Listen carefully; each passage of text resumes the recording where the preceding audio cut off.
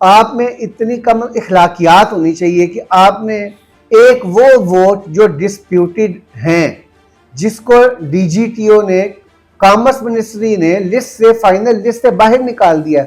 और दुनिया में कोई ऐसी मिसाल या दुनिया में ऐसा कोई कानून ही नहीं है कि फाइनल लिस्ट के बाद आप supplementary list just day before election से एक दिन पहले आप खुद ही फैसला करके 27 वोट जो डिस्प्यूटेड हैं, जिसको कॉमर्स मिनिस्ट्री ने कहा फाइनल लिस्ट से बाहर निकालने, उसको आप ऐड कर दें। उसके बाद उनको कहा भाई ठीक है, अगर आपने इतना करना है ना, इसका एक अलहदा बॉक्स डाल दें, ताकि 27 अगर वोट जितने भी इसमें से कास्ट होते हैं उसमें से 25 कास्ट हुए हैं। हमने कहा ये वो अलहदा बॉक्स में डाल दें, जो आए इसमें अलहदा में डाल दें, जो डीजीपी फैसला करेगा उसके मुताबिक इसको खोल के चेक कर लेंगे।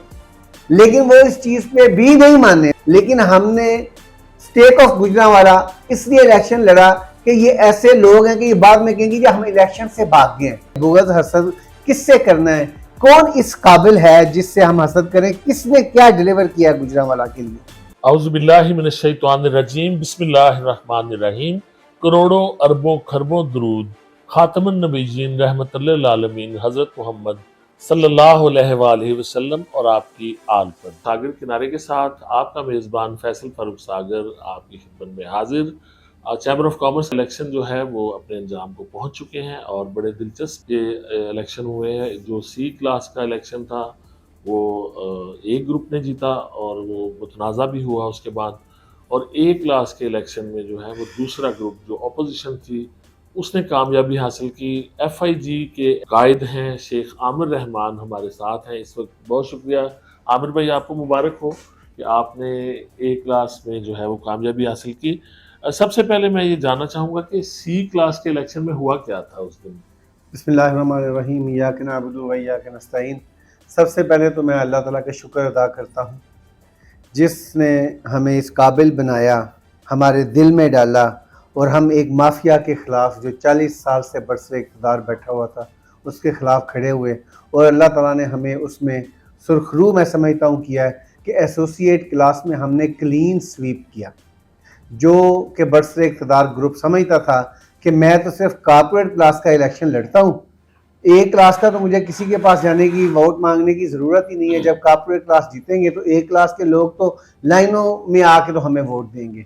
वो उनका जो एक ज़हन में खुमारी थी वो अल्लाह ने ख़त्म की और हमने एसोसिएट क्लास में क्लीन स्वीप करके वाज़िया बढ़ती हासिल की। और उनका जो जिसने ख्वाब देखा हुआ था चैम्बर ऑफ कॉमर्स के प्रेसिडेंट बनने का, वो भी एसोसिएट क्लास के मेंबर, वो भी बुरी तरह हार गए। मैं अल्लाह का शुक्र अदा करता हूँ। और दूसरा, जिसने हमें वोट किया, जिसने हमें सपोर्ट किया, जिसने हमारे साथ दुआएं की, और जो मेरे कायदीन और जो मेरे दोस्त जिसने इसमें वोट डाला और ना कोशिश की हमें जिताने की, मैं उन सब का आपके कैमरे के ज़रिए सबका शुक्रिया अदा करता हूँ। तहे दिल से मैं उनका शुक्रिया अदा करता हूँ कि जिन्होंने इस काबिल हमें समझा और हमें वोट दिए और आज हम इस पोजीशन में आए। दूसरी, आपने बात की कॉर्पोरेट क्लास की, तो वो सारी दुनिया जानती है जो उन्होंने किया है। ये हो सकता है कि कॉर्पोरेट क्लास का अगर जेन्युइनली इलेक्शन हुआ होता तो ए क्लास जीत सकते थे। कभी हिस्ट्री नहीं, ऐसा हिस्ट्री में ऐसा कभी नहीं है। हम इसलिए ए क्लास को एक तरफ रखते हैं। ये बताइए कि जो सी क्लास का इलेक्शन था जो दावा किया जा रहा है आपके ग्रुप की तरफ से, उसमें क्या फहरिस्तों में क्या आपने नया देखा सुबह जब आप गए हैं पोलिंग डे पे? यार इतने, ये मैं आपको क्या बताऊं कि ये बड़े अल्फाज हैं, मैं कैमरे में कहना नहीं चाहता। बात यह है कि आप इलेक्शन लड़ रहे हैं, आप में इतनी कम इखलाकियात होनी चाहिए कि आपने एक वो वोट जो डिस्प्यूटेड हैं, जिसको डीजीटीओ ने, कॉमर्स मिनिस्ट्री ने लिस्ट से, फाइनल लिस्ट से बाहर निकाल दिया। और दुनिया में कोई ऐसी मिसाल या दुनिया में ऐसा कोई कानून ही नहीं है कि फाइनल लिस्ट के बाद आप supplementary list just day before election से एक दिन पहले आप खुद ही फैसला करके 27 वोट जो डिस्प्यूटेड हैं, जिसको कॉमर्स मिनिस्ट्री ने कहा फाइनल लिस्ट से बाहर निकालने, उसको आप ऐड कर दें। आपके पास राइट ही नहीं है। और आप एक दिन पहले के हम अगर जेन्युइन है या नॉन जेन्युइन, इसमें तो एक अलहदा बहस है। बात यह है कि वो फहरिस्त में आ सकते हैं कि नहीं, वो नहीं आ सकते। कवायद के लिहाज से आप फाइनल लिस्ट आप लगा चुके हैं और वो लिस्ट आप अपने जितने कैंडिडेट्स हैं उनको सर्टिफाइड करके 788 वोटों की लिस्ट दे चुके हैं। उसके बाद अगर आपने कोई ऐसा काम, नंबर 1 तो आप कर ही नहीं सकते, ला इसकी इजाजत ही नहीं देता। लेकिन अगर आपने 2 नंबरी की है, आपने गलत किया है, अपने आप को बचाने की कोशिश की है, तो आपको चाहिए था कि आप कैंडिडेट्स को इन्फॉर्म करते, उनको सर्टिफाइड लिस्ट देते कि ये ऐड हो गए हैं। बाद में चैलेंज होता, वो होते ना होते, लेकिन एटलीस्ट उनको तो इतना राइट मिलता है कि वो 27 लोगों के पास जाके अपनी कंपेन करते, अपने फाउंडर इत्तेहाद गोल्डन को उनको बताते कि हम किस लिए इलेक्शन लड़ रहे हैं और किन के खिलाफ लड़ रहे हैं और किस माफिया के खिलाफ लड़ रहे हैं। तमाम ग्रुपों को फहरिस्त मिलनी चाहिए, कैंडिडेट्स को मिलनी चाहिए ताकि वो जाके कंपेन करते हैं। और एक इलेक्शन के 9 बजे इलेक्शन स्टार्ट होता है और मेन लिस्ट के साथ एक 27 लोगों का एक पेपर दे दिया जाता है कि ये भी इलेक्शन। फिर हमने उनको रिक्वेस्ट की कि ये पॉसिबल नहीं, ये आप गलत कर रहे हैं। आपने क्यों इलेक्शन लड़ा? मैं आपको बताता हूँ। उन्होंने कहा, हमने उनको कहा कि ये कानूनी है ही नहीं है, मुमकिन आप नहीं कर सकते, नहीं माना। उसके बाद उनको कहा भाई ठीक है, अगर आपने इतना करना है ना, इसका एक अलहदा बॉक्स डाल दे ताकि 27 अगर वोट जितने भी इसमें से कास्ट होते हैं उसमें से 25 कास्ट हुए हैं। हमने कहा ये वो अलहदा बॉक्स में डाल दे, जो आए इसमें अलहदा में डाल दे, जो डीजीटीओ फैसला करेगा उसके मुताबिक इसको खोल के चेक कर लेंगे। लेकिन वो इस चीज पे भी नहीं माने। उन्होंने कहा जी नहीं, हम इसको मिक्स ही करेंगे। हमने उनको, ऑब्जर्वर आया हुआ था, हमने ऑब्जर्वर को लिख के दिया रिक्वेस्ट। इलेक्शन कमीशन जो इनका मुलाजम, नौकर और मैं क्या क्या अल्फाज को, वो उनको उसको लिख के दिया। और सेक्रेटरी जनरल जो मुलाजम चैम्बर ऑफ कॉमर्स का है लेकिन बना हुआ इनका है, उसको लिख के दिया। लेकिन सारे 22 से उन्होंने कहा जी नहीं, हमने इसको मिक्स करना है। लेकिन हमने स्टेट ऑफ गुजरांवाला इसलिए इलेक्शन लड़ा कि ये ऐसे लोग हैं कि ये बाद में कहेंगे कि हम इलेक्शन से भाग गए हैं। हमने साबित किया कि हम इलेक्शन पूरी भरपूर तरीके से लड़े और वही जो इन्होंने 2 नंबरी में 25 वोट डाले थे, वो हमारा जो आखिरी कंटेस्टेंट है वो भी 22 वोट से आ रहा है। इसका मतलब है उसमें भी हम लोग पूरा क्लीन स्वीप कर रहे थे। इनको पता था हम हार रहे हैं, इसलिए इन्होंने 27 वोट डाले हैं उसमें। अच्छा, ये जो मामलात हैं अब, जो जिसकी तवक्को भी थी इलेक्शन से कबल के इख्तलाफात होंगे और अब जो पोजीशन बन गई है, अब एक बार फिर हम ये कह सकते हैं कि गुजरांवाला की बिजनेस कम्युनिटी अब फिर अदालतों में और वहीं फैसले होंगे आपके, और कोई ऐसा रास्ता नहीं है। इस इलेक्शन को जमहूरियत तो रास्ते बनाती है ना जी, तो अभी आपके इख्तलाफात इस इलेक्शन से खत्म होने की बजाय हम समझे कि बढ़ गए मजीद दोनों? नहीं, देखिए ये पर्सनल इख्तलाफात की तो बात ही नहीं है, ये तो मामलात है इश्यूज के, अपने अपने आपके जो असूल हैं उसके।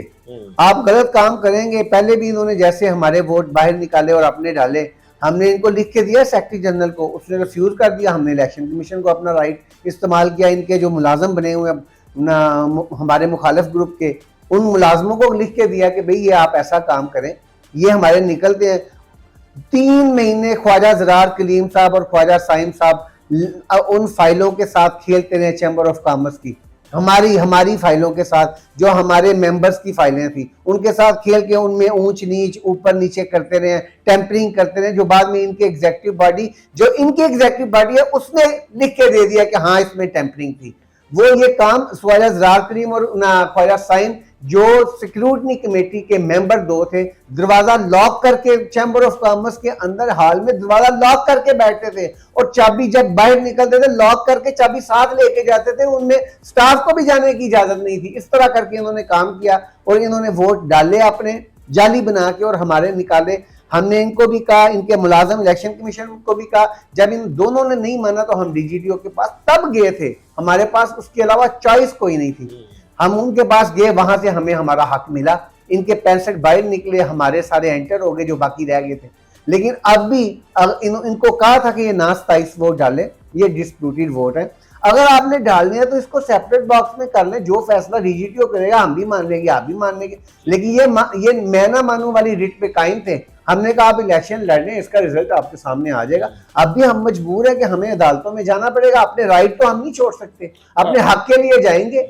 आपके पास कानूनी ऑप्शंस मौजूद है। अच्छा, गुजरांवाला के आम शहरियों ने भी ये इलेक्शन को बड़े गौर से देखा भी है, और जिस तरह से एक बहुत हेल्दी एक्टिविटी होती है चैम्बर ऑफ कॉमर्स का इलेक्शन, अब इसके बाद लोग कहते हैं, आप अपने हवाले से बताइए कि इसका हासिल अब क्या हुआ है, आपकी जदोजहद कितनी अपनी मंजिल को पहुंची है, और शहरी तो ये कहते हैं कि क्या चेंज अब आएगा वहाँ, इतने बड़ी एक्टिविटी के बाद, इतने स्ट्रगल के बाद, अब क्या आपको अदालत से क्या तवक्को है, और उसके बाद अब क्या तब्दीली लोग चैम्बर में देख सकते हैं? देखिए, अदालत से हमें जो तवक्को है, इंशाल्लाह पहले भी हमें इस्लामाबाद से जाके इंसाफ मिला था, अभी भी हमें इस्लामाबाद से अल्लाह के फजल से इंसाफ मिलेगा, क्योंकि जो गलत काम होता है वो आखिरकार साबित भी होता है और उसको रिवर्स होना ही पड़ता है।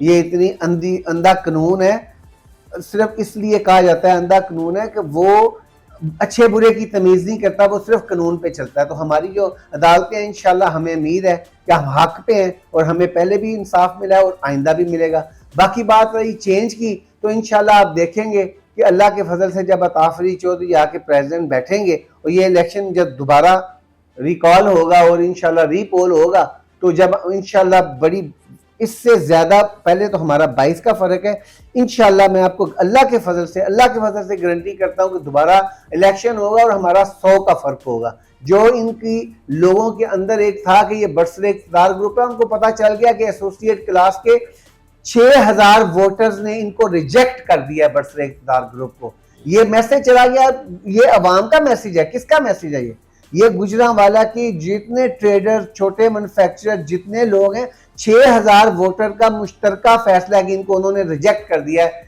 ना। वन यूनिटी ग्रुप को सारे जो कायदीन बड़े बड़े हैं सब रिजेक्टेड हो गए हैं।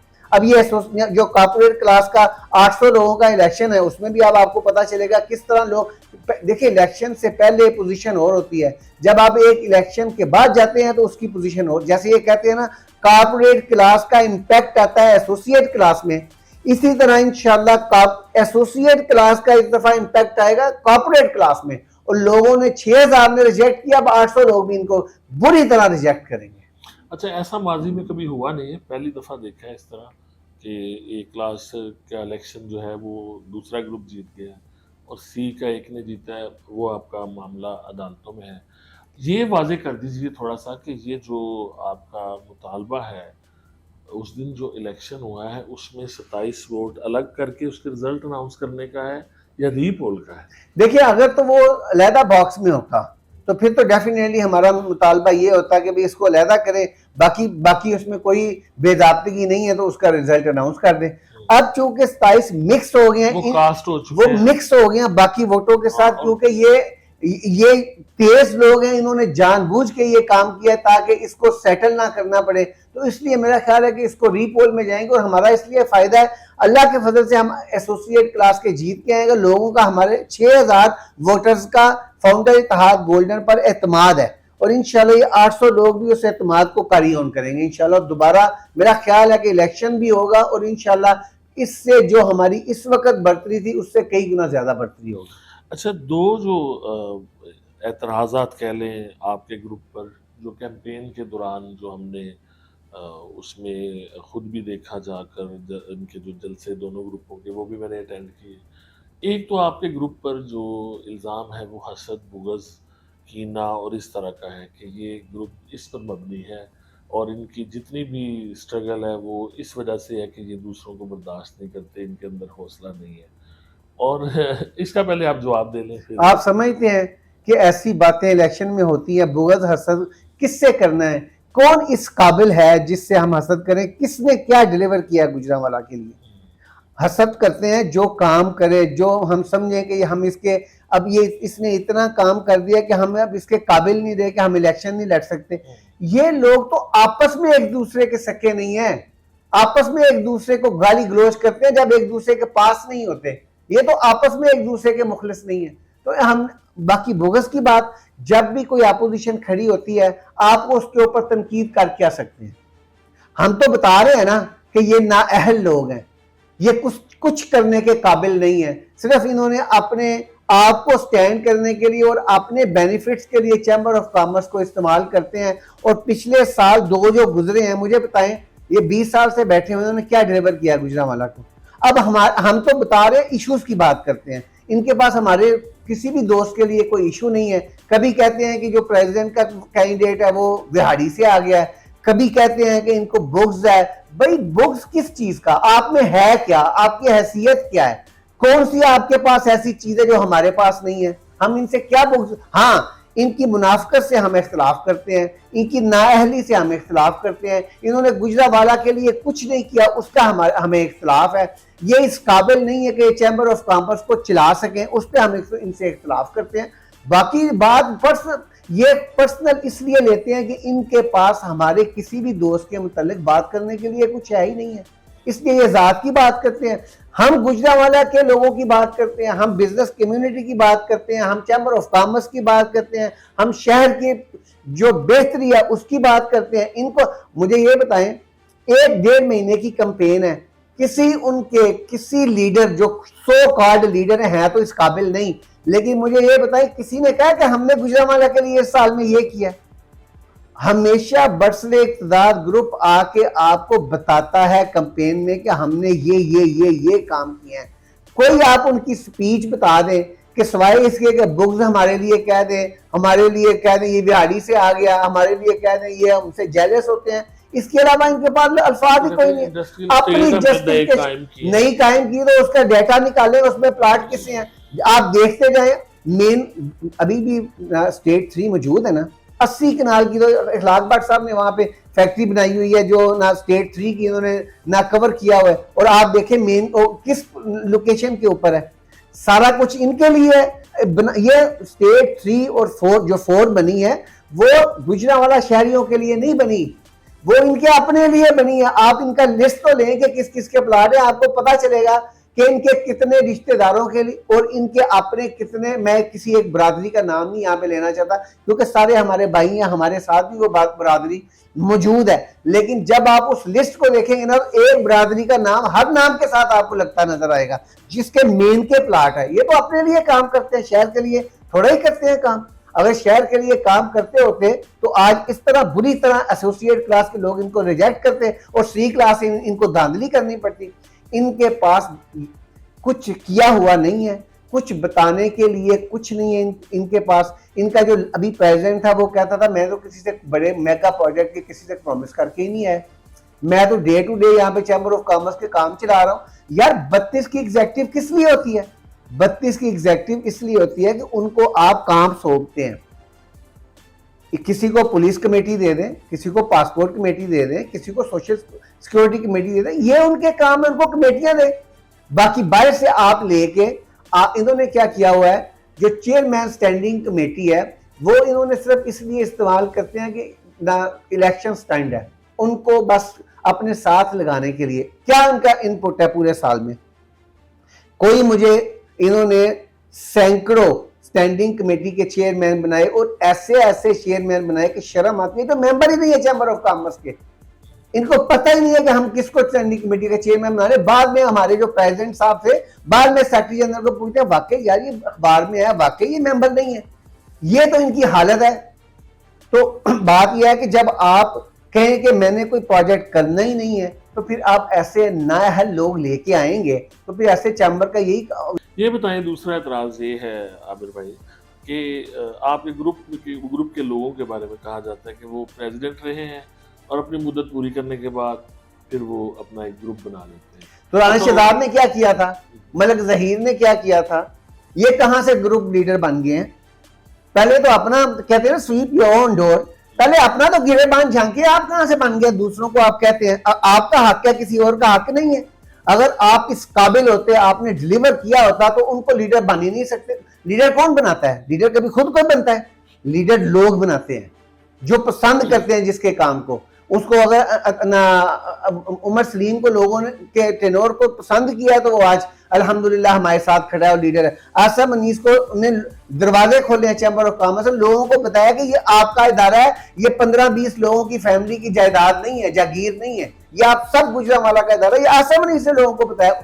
आसम अनीस के प्रेसिडेंट बनने से पहले लोगों को एहसास नहीं था कि चैम्बर ऑफ कॉमर्स हमारे लिए भी काम कर सकता है और इसका काम गुजरांवाला में है क्या। इन्होंने इस तरह इस अदारे को इस्तेमाल किया अपने लिए। अब अगर वो लोगों ने उनको पसंद किया और लोग कर, अच्छा मैं अगर काम कर रहा हूँ, दिन रात काम कर रहा हूँ, मैं तो फार्मर प्रेसिडेंट नहीं हूँ, लेकिन मुझे लोगों ने कहते हैं कि भाई आप आए, आप आके मेहनत करें, काम करें। और जिस तरह ये लोग बने हैं, ये बने तो ठीक है, दूसरा बने तो खराब है। ये तो डबल स्टैंडर्ड, इसको ही मुनाफिकत कहते हैं।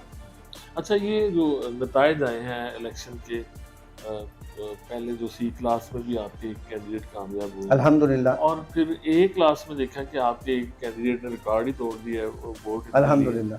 तो इसमें ये साबित हुआ कि बरादरीज़्म का बहुत ज़्यादा रोल है, इस इलेक्शन में नजर आया। इस पर क्या कमेंट करना चाहिए? देखिए, बात यह है कि हर बरादरी को हक है। कहते हैं, एक मिसाल बनी है, बरादरी दे सपानों की प्यारी होती है। उसको आप ना किसी भी, ये खाली चैम्बर ऑफ कॉमर्स की बात नहीं है, पढ़ी लिखी कम्युनिटी है, मैं आपको बता रहा हूँ, बरादरी मैं आपको बता रहा हूँ, चैम्बर ऑफ कॉमर्स की बात नहीं है। बात यह है कि ये आप कोई भी इलेक्शन हो, चाहे वो पॉलिटिकल किसी जमात का हो, चाहे आपको, जब आप उसमें भी कैंडिडेट सेलेक्ट करते हैं ना, तब भी आप कम्बिनेशन बनाते हैं। क्यों बनाते हैं? ये हमारे मुआशरे में है। ये आप चैम्बर ऑफ कॉमर्स गुजरांवाला की बात ना करें, ये हमारे मुआशरे का एक मसाइल है। उसमें ये चीज़ आती है कि आपने जहाँ पे भी कम्बिनेशन भी बनाना है, तब भी आपने बरादरी को पूरा एक गुलदस्ता जिसे कहते हैं ना, ये आपको करना पड़ता है। लोग अपनी बरादरी को भी सपोर्ट करते हैं, उसके बाद ना अपने ग्रुप को भी सपोर्ट करते हैं, फिर काम करने वालों को भी सपोर्ट। ये सब की एक ना परसेंटेज है। आपने उन सब परसेंटेज को इकट्ठा करके इलेक्शन लड़ना भी होता है और जीतना भी होता है। अब बहुत सारे लोग हैं फाउंडर इत्तेहाद गोल्डन के लिए वोट डालते हैं, बहुत सारे लोग हैं जो कैंडिडेट्स के हवाले से वोट डालते हैं, बहुत सारे वोट ऐसे हैं जो मुखालफत में किसी की वोट डालते हैं। ये सारे कम्बिनेशन में, इसमें आप ऑब्जेक्शन नहीं लगा सकते। ये हुस्न है जमहूरियत का। हर बंदे को राइट है कि वो अपनी बरादरी को देख के करे, वो काम को देख के करे, वो ग्रुप को देख के करे, वो देखे किसमें चोर ज्यादा है, किसमें चोर है, किसमें नहीं है, किसमें करप्ट है, किसमें नहीं है, किसमें बेनिफिशरी है, किसमें नहीं है, किसमें ऐसे लोग हैं जिन्होंने कब्जा किया हुआ था गवर्नमेंट की जगह, किसमें ऐसे लोग हैं जिसने गैस चोर थे, किसमें ऐसे लोग हैं जिन्होंने 15-20 साल से इसको कैप्चर करके गुजरांवाला के लिए कुछ नहीं किया। हमारे साथ भी सियालकोट चैम्बर है जिसकी बेपनाह खिदमत है अपने शहर के लिए, लेकिन ये इनका प्रेजेंट आया कहता जी मेरा कोई ताल्लुक ही नहीं है, मैं तो बस FIR करवानी है लोगों ने, चोरियां के मुकदमे ठीक कराने। उसके लिए एग्जेक्टिव बॉडी का अगर एक बंदा अपॉइंट कर दे तो वो सारे काम वो कर सकता है, लेकिन नहीं, क्योंकि सोच ही नहीं है, लेवल ही नहीं है। तो इसलिए ये बरादरीज़्म जो है वो ये हकीकत है कि इसका इम्पैक्ट आता है और हर इलेक्शन में आता है। अच्छा, आपके जो सदारती उम्मीदवार है अता फरीद साहब, उन्होंने इलेक्शन कैंपेन के दौरान एहतसाब का भी उन्होंने नारा लगाया है कि मैं इस पर मिलियंस खर्च कर दूंगा, लेकिन आपका मैं जो है एहतसाब करूंगा। ऐसा मौका आता है तो कैसे और कड़ा एहतसाब होगा? हम ये तो बात यह है कि डरना तो उसको चाहिए जिसने गलत काम किए हुए हैं। एहतसाब तो हर किसी का होना चाहिए, और एहतसाब का कोई लफ्ज़ बुरा तो नहीं है। अगर उन्होंने कहा है, अगर किसी ने कुछ किया होगा तो उसको डरना चाहिए, अगर किसी ने कुछ किया ही नहीं है तो उसको तो प्रॉब्लम ही नहीं होनी चाहिए। अगर किसी ने मिस यूज़ किया है चैम्बर ऑफ कॉमर्स को, उसकी अगर 15 साल की हिस्ट्री में ऐसे ऐसे लेटर निकलते हैं जो अपनी बेनिफिट के लिए लोगों ने लिखवाए गए हैं FBR को या पोर्ट में कलेक्टर को या अपने कोई DTRE के लिए या इन ऐसे कामों के लिए जो अपनी पर्सनल इंटरेस्ट में होंगे, तो वो बाहर निकलेंगे और उसका पूछना भी चाहिए। चैम्बर ऑफ कॉमर्स के अमले को भी पूछना चाहिए कि ये आपने किस बेस पे, देखे ना, एक बंदा आता है जी मुझे ये DTRE चाहिए, मुझे प्रेजेंट बना के दे, इसका लेटर बना के दे कलेक्टर के लिए, तो फिर उसको पूछना तो चाहिए ना कि ये तुमने किस बेस पे बना के दिया लेटर, उसने किस बेस पे बनवाया है। क्या चैम्बर ऑफ कॉमर्स के प्रेसिडेंट का क्या काम है कि अगर 100 लोग यहाँ पे मेटल का काम कर रहे हैं और 2 या 3 लोग उस पर फायदा ले रहे हैं तो बाकी क्यों नहीं ले रहे? जिन्होंने फायदा लिया ये तो उनकी टेंशन है। एहतसाब तो उसी का होना जिसने गलत काम किया। सही काम वाले का तो एहतसाब नहीं होता, उसको तो अप्रिशिएट करेंगे इंशाअल्लाह अज़ीम। तो इसमें तो कोई बुरी बात नहीं है, उन्होंने ठीक किया। इसमें कोई मतलब कि उन्होंने यह तो नहीं कहा कि मैं मुखालफा न तो दांगा।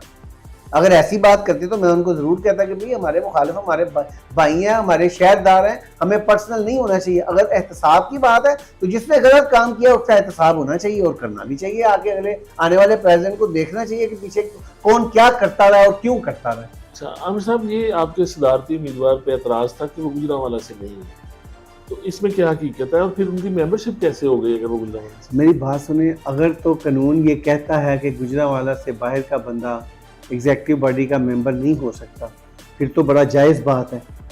अगर एग्जेक्टिव बॉडी का बंदा मेंबर हो सकता है, कोई कानून कहता है कि वो प्रेसिडेंट का इलेक्शन नहीं लड़ सकता, गैर कानूनी काम तो नहीं कर सकते ना, कानूनी काम करना है ना। और सबसे बड़ी मिसाल, बाकी सब बातें छोड़ दें, दो बातें मैं करता हूँ।